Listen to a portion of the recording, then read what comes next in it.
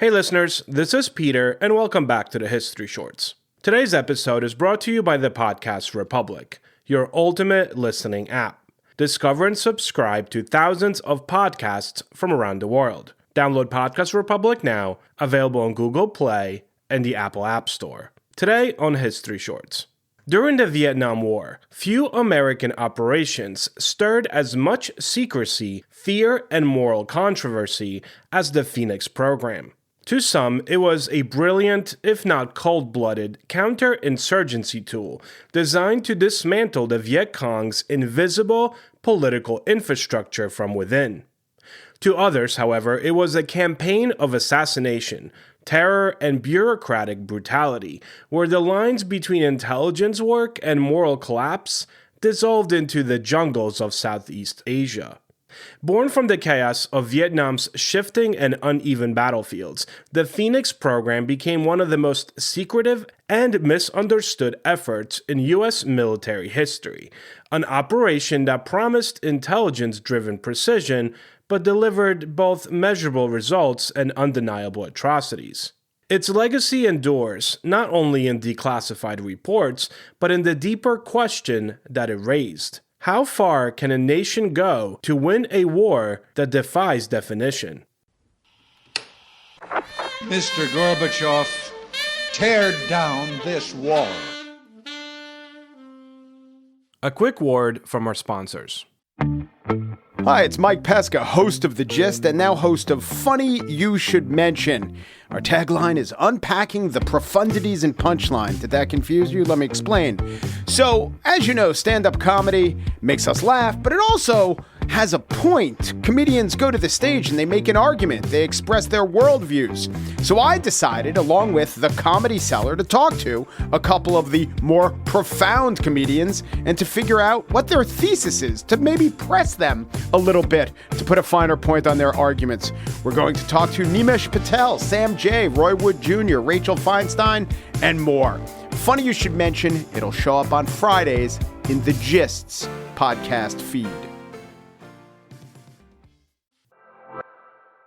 This day in history. On December 8, 1941, just one day after Pearl Harbor, President Franklin Roosevelt delivered his famous Day of Infamy speech. In a 6-minute address, one of the shortest in presidential history, he asked Congress for a declaration of war against Japan. The vote wasn't even close, only one dissenting member in the entire Congress. And on this same date, in a very different era, December 8, 1980, the world was stunned once again, this time by the murder of John Lennon outside of his New York City apartment. Within minutes, radio stations broke into programming. By the next morning, millions were gathered outside the Dakota Building in grief. Lennon's death became a cultural fault line, a moment people still remember where they were when they heard about it. Story of the day. By 1967, the Vietnam War had become a nightmare of confusion. The United States, with over 400,000 troops in Southeast Asia, was fighting not just a conventional enemy, but really an invisible one, the Viet Cong, whose political infrastructure infiltrated nearly every village and province. For years, American commanders believed that victory depended on military might, more troops, more bombs, and more firepower. But the Viet Cong weren't fighting that kind of war. They operated in the shadows, organizing peasant committees, collecting taxes, and assassinating village chiefs loyal to Saigon, and then blending seamlessly into the civilian population. The real strength lay not in the jungle ambushes, but in the networks of informants, local cadres, and underground party operatives who held rural South Vietnam in quiet submission.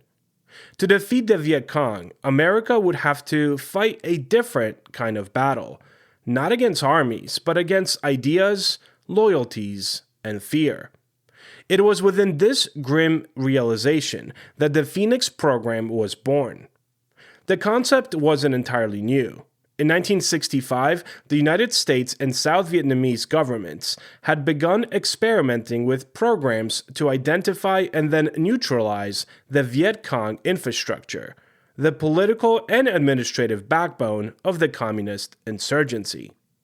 Various intelligence agencies, like the CIA, military commands, and South Vietnamese police, were all running overlapping missions, often working at cross purposes. There was no coordination, no single database, and no centralized command. In 1967, Robert Calmer, a sharp, ambitious advisor to President Lyndon Johnson, was appointed to fix it. Under his guidance, and with CIA Director Richard Helm's approval, the new program would unify all anti-infrastructure efforts under one name and one goal: Phoenix. The name was deliberate, invoking rebirth from destruction, a symbol of rising from the ashes. But in practice, the Phoenix program was less about rebirth and much more about bloody elimination. At its core, the Phoenix program was an intelligence operation, its mission to identify, capture, and kill the members of the Viet Cong infrastructure, the underground political agents, tax collectors, propagandists, and spies who sustained the insurgency. American and South Vietnamese intelligence officers built vast databases, indexing tens of thousands of suspected Viet Cong. Information came from defectors, captured documents, informants, and interrogation. Each province had its own provincial reconnaissance units, or PRUs, small, often ruthless teams trained and supported by the CIA. Their task was to hunt down targets identified through intelligence reports. On paper, the process followed a legal path. Suspects were to be neutralized, meaning arrested, interrogated, and if guilty, detained, or re-educated. In reality, many never made it that far. Killings often took place on the spot. Arrests were arbitrary, and informants settled personal scores under the cover of counterinsurgency. The numbers were staggering. Between 1968 and 1972, the Phoenix program claimed to have neutralized over 80,000 individuals, with roughly 20,000 killed in the process. To its defenders, these were legitimate wartime results, a dismantling of enemy command structures. To its critics, however, it was state-sanctioned murder. Part of what made Phoenix so controversial was its hybrid nature, neither fully military nor fully civilian. It was conceived and overseen by the CIA, but implemented through the South Vietnamese government and then the U.S. military, which blurred accountability. At its peak, Phoenix operated through the Civil Operations and Rural Development Support Program, known as CORDS, an umbrella organization blending the efforts of civilian agencies and the military. From Saigon, the program's managers tracked data on charts and maps, marking neutralizations like victories in a grim statistical war. In the provinces, however, Phoenix often meant something very different: nighttime raids, interrogations, and often disappearances. Captured suspects were taken to province interrogation centers, facilities funded and built by the CIA. Some produced valuable intelligence. Others became sites of torture, brutality, and mistaken identity.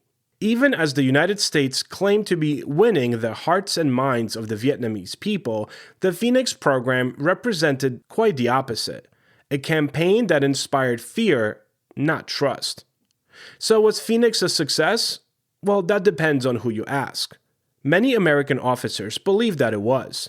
By disrupting Viet Cong political networks, they argued at least, Phoenix weakened the insurgency and saved American lives. They pointed to measurable declines in Viet Cong activity in certain regions. But others, even within the CIA, viewed it as a moral and strategic failure. The program's dependence on unreliable intelligence and local informants often meant innocent civilians were swept up, tortured, or killed. Each wrongful death only deepened local resentment and pushed more people toward the communists. The truth was that Phoenix existed in a moral gray zone. It wasn't simply an assassination campaign, though assassinations happened. And it wasn't a pure intelligence operation, though it gathered intelligence. It was something in between: born of desperation in a war that defied easy answers. American policymakers wanted results, numbers, charts, metrics of progress. Phoenix provided those, even if the numbers were written in blood, not to sound dramatic. For years, Phoenix remained largely secret, its details known only to insiders. But the landscape changed in 1969 when reports of the My Lai massacre shattered public trust in the United States war effort.